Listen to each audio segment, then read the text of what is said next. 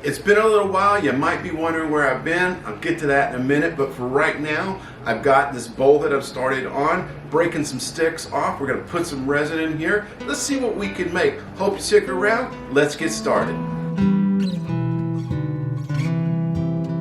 All right, this is one of those good times where you can take out some of that aggression, put it in here, get the vise locked down to the table, just break it off. Then we can just set it down in there. We'll glue it here in a minute. Just gonna break a bunch of pieces off, and then we'll go get back to gluing it and pour the resin.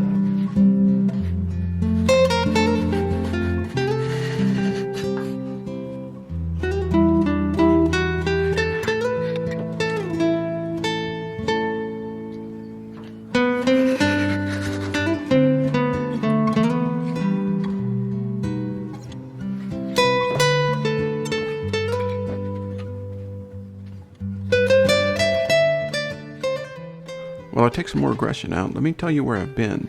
For the past 6 weeks, I was up in Canada helping my son get his house ready to sell. He was moving down to Seattle. So I got back and just got busy with honey-do lists while I was, they accumulated while I was gone. So kind of that's what the story is for where I've been.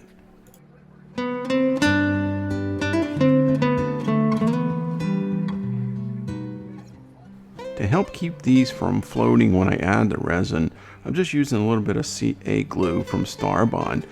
Check down in the description for a coupon here. This is about the end of the bottle, and it's time to order some new Starbond. It's great stuff.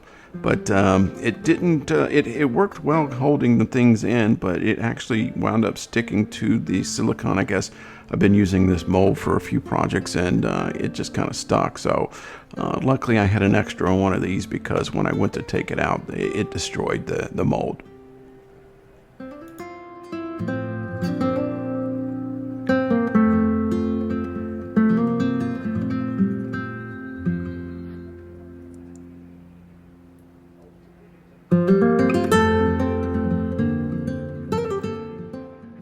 I'm going to be using some Aluminite Clear Slow Set.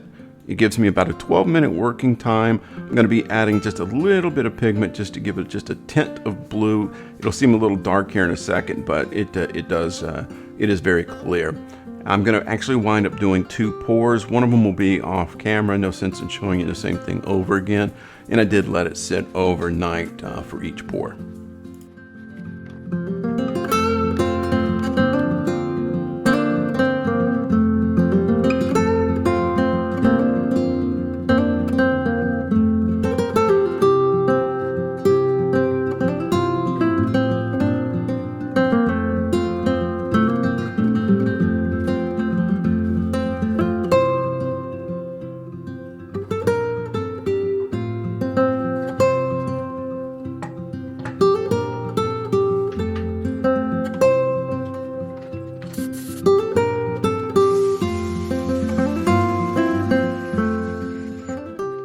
One of the challenges is working with these broken off sticks is I don't have a flat place to mount the screw chuck to.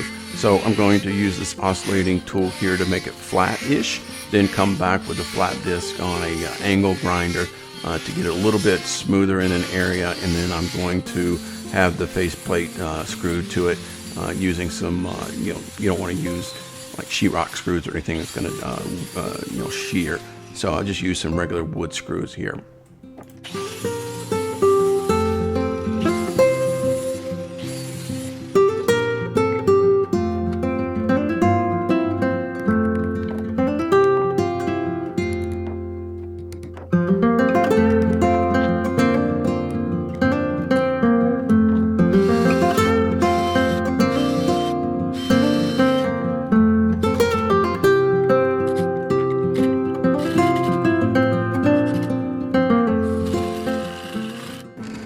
Didn't show it on camera, but after being gone for 6 weeks, I got a little rusty. Plus, I don't know, it just didn't seem like it was working too good for me with the regular turning tools. So you'll see me, I went between the negative rake and the regular carbide cutters. Challenge with the negative rakes are they don't go through the wood quite as easy. So that's why I went, back and forth. But I did wind up settling in on the regular carbide cutters because I wasn't worried about chip out because I had a long way to go. You'll see me here in a minute. I'll put on a glove because the chips were pinging me and pretty painful. But it turned out pretty good. It just was out of practice with the traditional tools.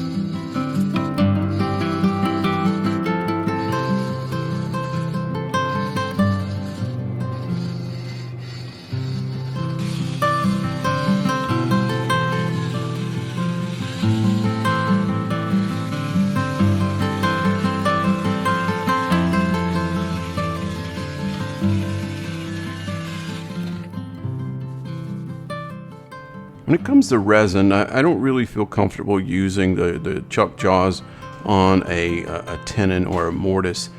With the resin, I'm just worried it's going to crack.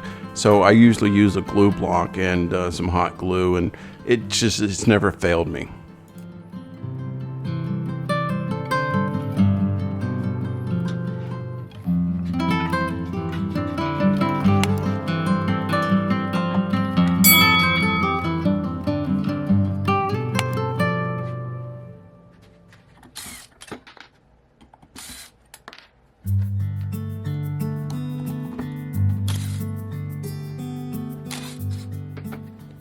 One of the things I didn't realize was that this wood was pretty punky. I did get some divots where it sanded the punky wood pretty quick. So what you see me doing here is using some Starbond thin CA glue to try to stiffen up those fibers. I wound up using an entire bottle of Starbond thin, and it worked great. It fixed that tear out, it stabilized that punky wood. And it was as hard as the rest of it. So, hats off to Starbond for making this job easier.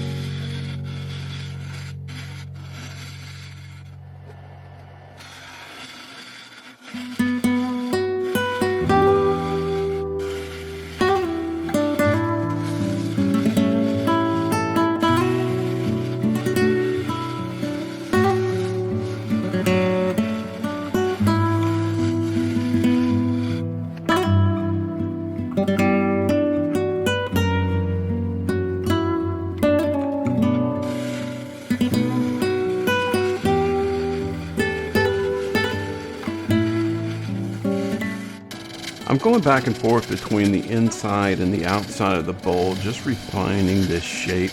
I really wanted it to kind of have a really good taper effect, so it looked like it was floating, and then the sides of the bowl to kind of inset, to be thinner.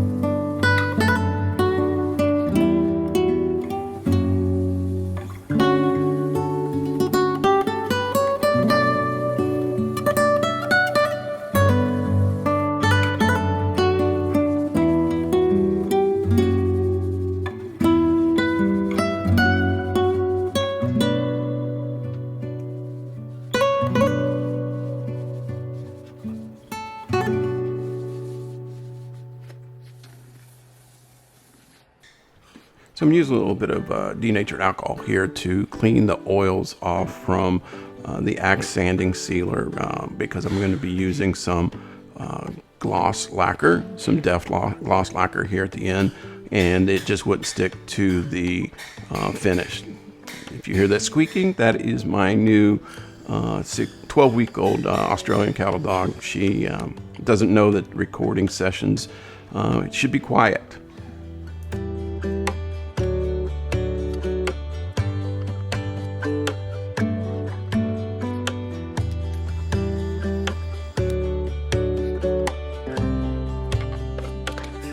This vacuum chuck has really been a game changer for me.